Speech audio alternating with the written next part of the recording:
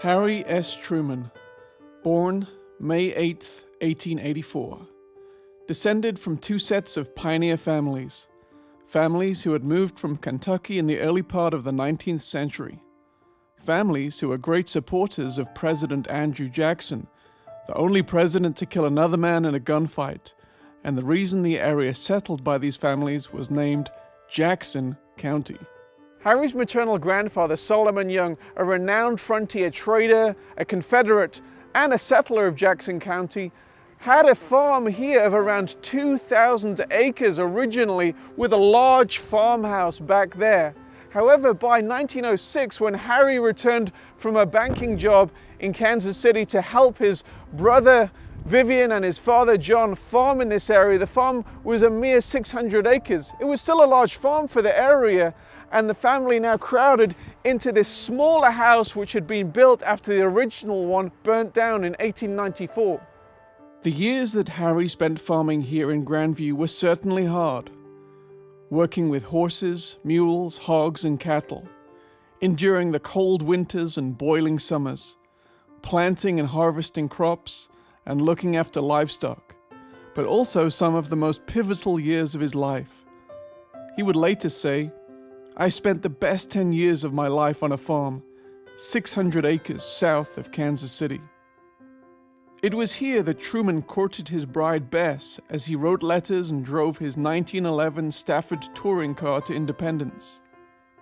It was here that he sadly saw his father John pass away.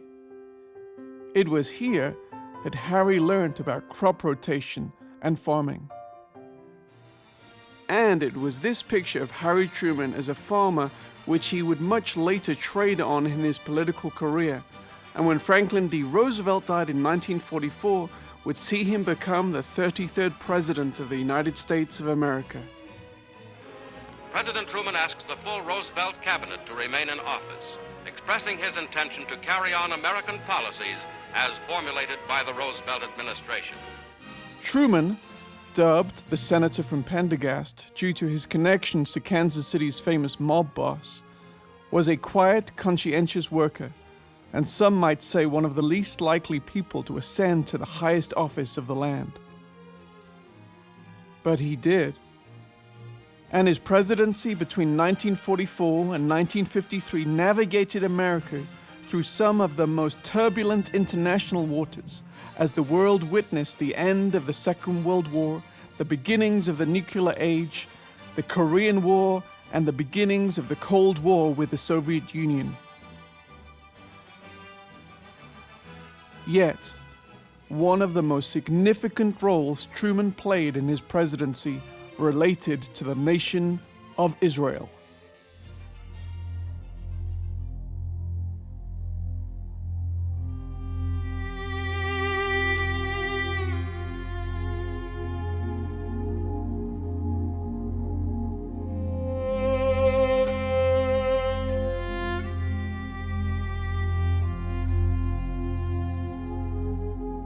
The Jews of Europe were still reeling from the Holocaust of 6 million deaths caused by the proposed final solution of the Nazis.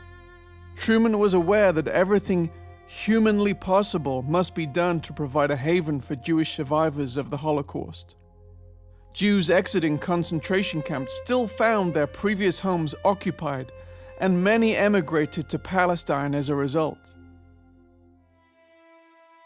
In 1947, the White House received over 100,000 letters and telegrams concerning Palestine as the possible Jewish homeland. In 1947, the British government, who had been operating a League of Nations mandate for the administration of Palestine since 1923, announced it would be withdrawing in 1948. The British and many in the US State Department, most notably the Secretary of State, General George Marshall himself, favored a UN trusteeship over Palestine when the British withdrew, rather than partition the land, creating a Jewish homeland which they felt would result in warfare. The British announced at the end of 1947 that by May 14, 1948, Palestine would be under the control of the UN. While the Arab nations warned that any kind of partition, creating a Jewish and Palestinian state, would result in them pushing the Jews into the sea.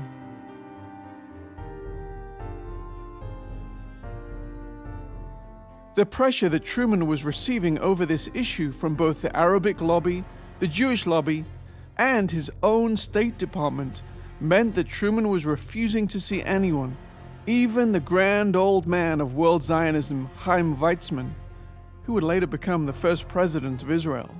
All the signs seemed to indicate that Truman would simply acquiesce to UN trusteeship. It was at this critical moment that Eddie Jacobson, Truman's old Jewish partner from their haberdashery business in Kansas City, came to visit, despite the fact that the president was receiving no guests. Truman showed his extreme annoyance when Jacobson brought up the subject of Palestine. But like Queen Esther of old, Jacobson pressed on with a passionate speech, pointing out Truman's prized bronze sculpture of Andrew Jackson in his office. Harry, all your life you've had a hero. You are probably the best read man in all of America on the life of Andrew Jackson. I too have a hero, a man I have never met, but who I think is the greatest Jew who ever lived. I too have studied his past, and I agree with you, as you have often told me, that he is a gentleman and a great statesman as well. I'm talking about Chaim Weizmann. Now you refuse to see him because you are insulted by some of our American Jewish leaders. It doesn't sound like you, Harry. According to his biographer, Truman started drumming his fingers on the desk, turned his back to Jacobson to look out the window at the Rose Garden, and then for what seemed to Jacobson like centuries, neither of them spoke.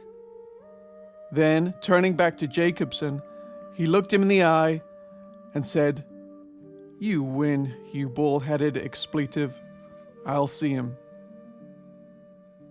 Truman indeed met with Weizmann, and then, against the advice and the previous communications of his State Department, which indicated a UN trusteeship was imminent, and a national presidential approval rating of only 36%, he pressed ahead to see that the US would recognize a new Jewish state.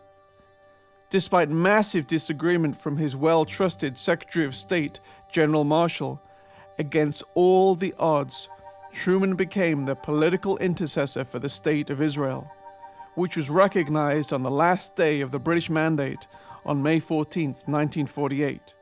When Truman left the White House in 1953, he had plans to build his presidential library in the style of his grandfather Solomon Young's farmhouse in this spot on his farm. However, due to hard lobbying from the City of Independence, the Truman Library was built there instead. The State Department perhaps correctly considered Truman the midwife for this new nation. By 1958, Truman sold much of his farm to the Weinberg Development Company to develop Truman Corners Shopping Center, while selling the rest of the land on the opposite side of Highway 71 to the Goldbergs. In March 1983, a very unusual thing happened in my life. This man with a long-term established prophetic ministry named Bob Jones walked into my office. I met him for the very first time. And he told me something that was so difficult for me to grasp and understand. He said, your ministry is going to move from Overland Park, which is, the economically stronger part of the Kansas City area. You're going to move over to Grandview, which is a very different economic situation. And I looked at him and I said, why would I move to Grandview? He said, because Harry S. Truman lived in Grandview. And that was very perplexing to me. I go, why would I care about that? He said, well, you're going to have 24-hour singers and musicians one day. You're going to go around the clock. And the Lord's going to move you to Harry S. Truman's property. I said, why? Why would we care about that? He said, well, Harry S. Truman was the President of the United States and the man that God used in a singular way, not the only man God used, but in a very unique way to cause Israel to become a nation in 1948. I didn't know that. And I said, well, what does that have to do with me? He said, well, Harry S. Truman was a political intercessor for Israel, being used by God for them to become a nation in a political way. He said, the Lord's going to raise up spiritual intercessors for Israel. And your 24/7 singer-musician ministry is going to be part of that kind of ministry. Now, God's, of course, going to do this across the earth, but he said, you're going to move on his property, and it's going to be a sign and a wonder that this political intercessor for Israel, Harry Trumэн, and now this night and day singing 24/7 singers and musicians on his property, praying for the purpose of God for Israel, spiritual intercessors. So that was a very unusual thing that 25 years later, we ended up acquiring that property debt-free. Back in '83, I'd give Mike a word on several things I'd given him. And one was that the Truman farm will be given to you, and all of its land. Well, they didn't believe it. But 2 years ago, they believed it. And I'm sure you now know that it belongs to IHOP. And it will probably be the biggest house of prayer in the world. And it'll hold more than 5,000 youth, all of them dedicated in prayer.